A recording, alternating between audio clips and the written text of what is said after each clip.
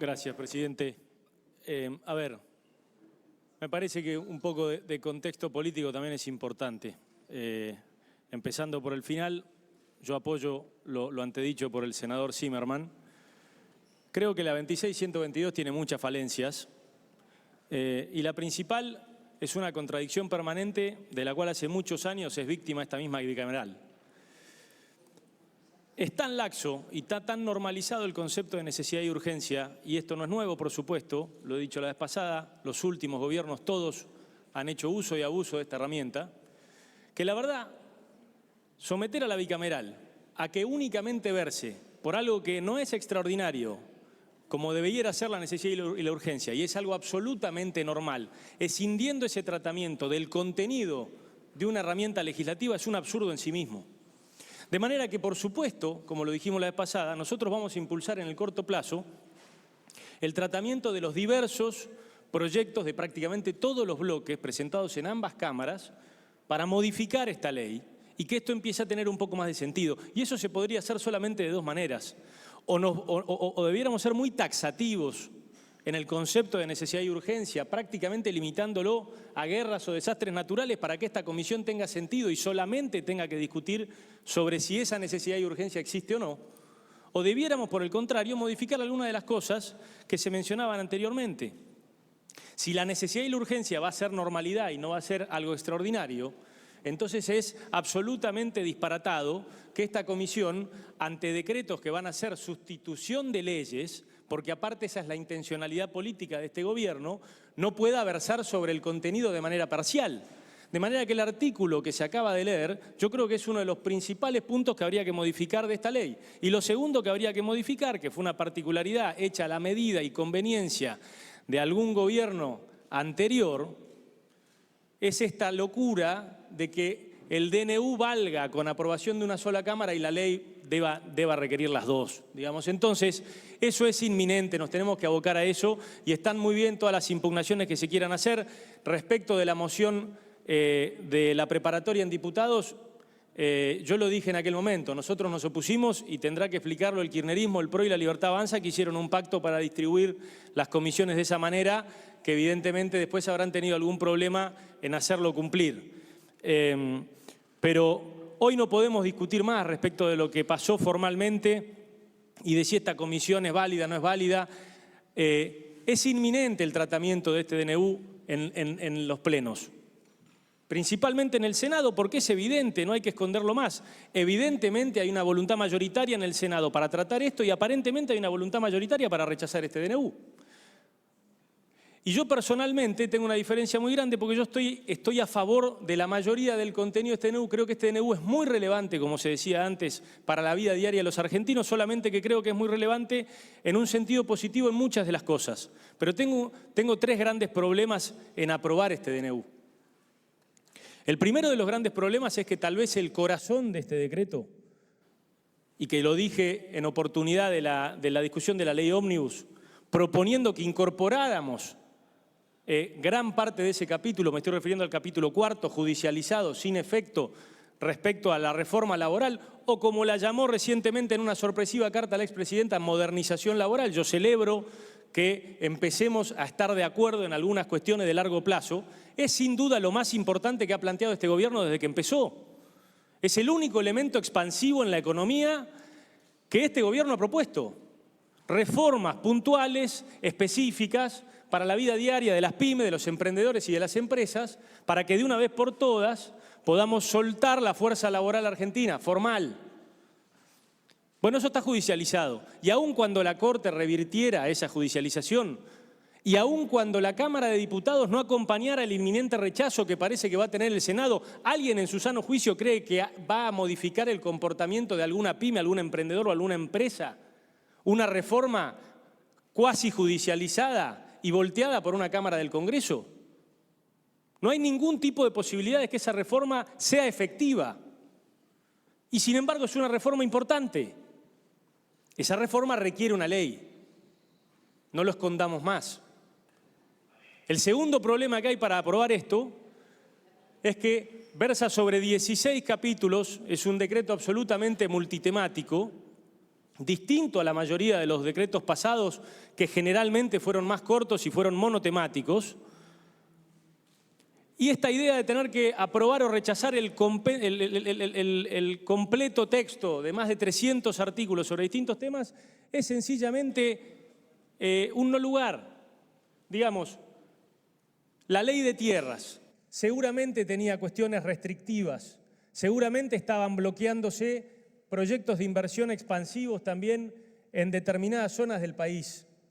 A mí no me hace ninguna gracia que deroguemos una ley inclusive para que en las tierras de frontera, con el semejante problema de crimen organizado que tiene este país en términos de narcotráfico, de trata de personas, nosotros habilitemos la compra extranjera, y no tengo nada contra los extranjeros, pero digamos la inteligencia corporativa de la UIF, de la AFI cuando es bien utilizada. Bueno, se nos escapa.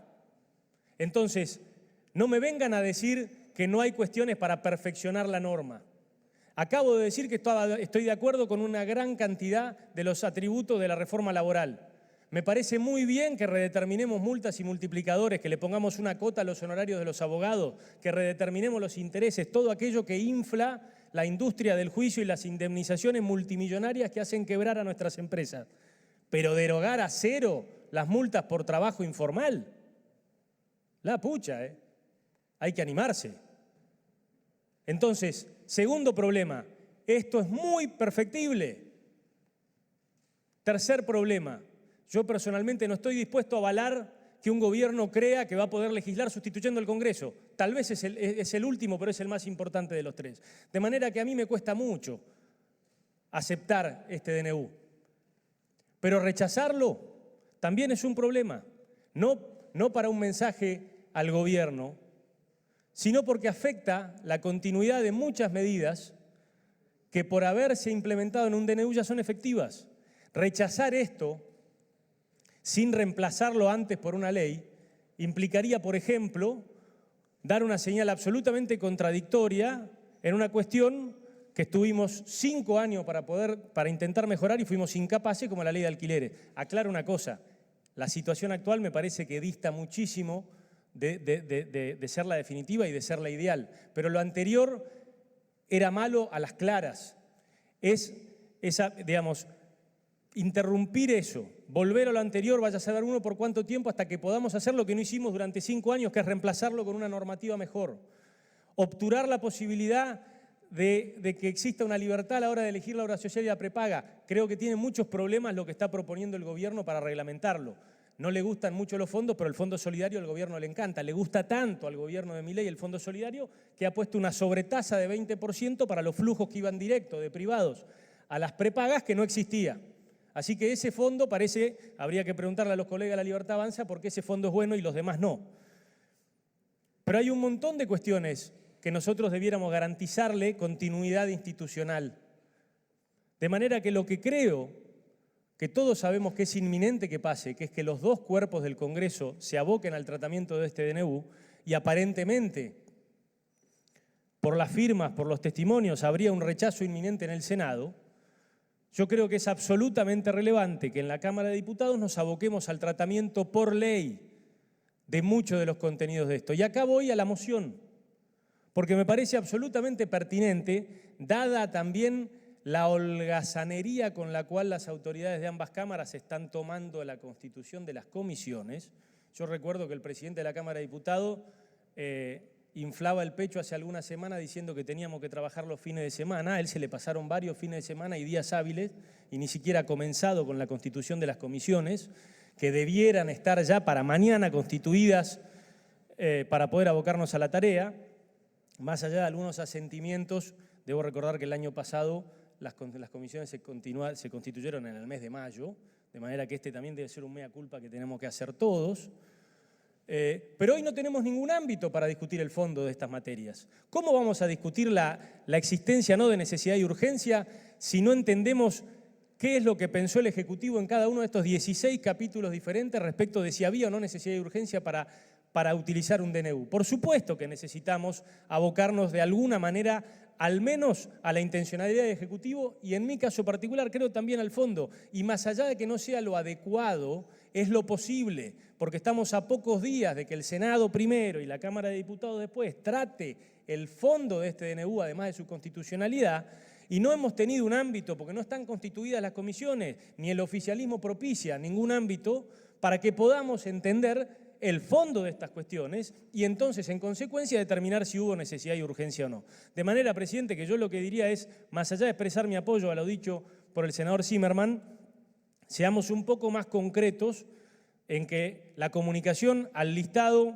que yo pido que se lea, quiénes son los funcionarios que estamos solicitando que vengan prontamente. Digo prontamente porque es efectivo que tal vez la semana que viene o la otra el Senado no va a poder evitar tratar esto, de manera que para que esto tenga algún sentido y mostrémosle a la sociedad cierta ejecutividad, la presencia de los funcionarios requeridos debiera ocurrir, no digo mañana, que sería oportuno porque estamos todos acá esperando la versión norteamericana del inicio de sesiones que nos quiere traer el presidente Milei.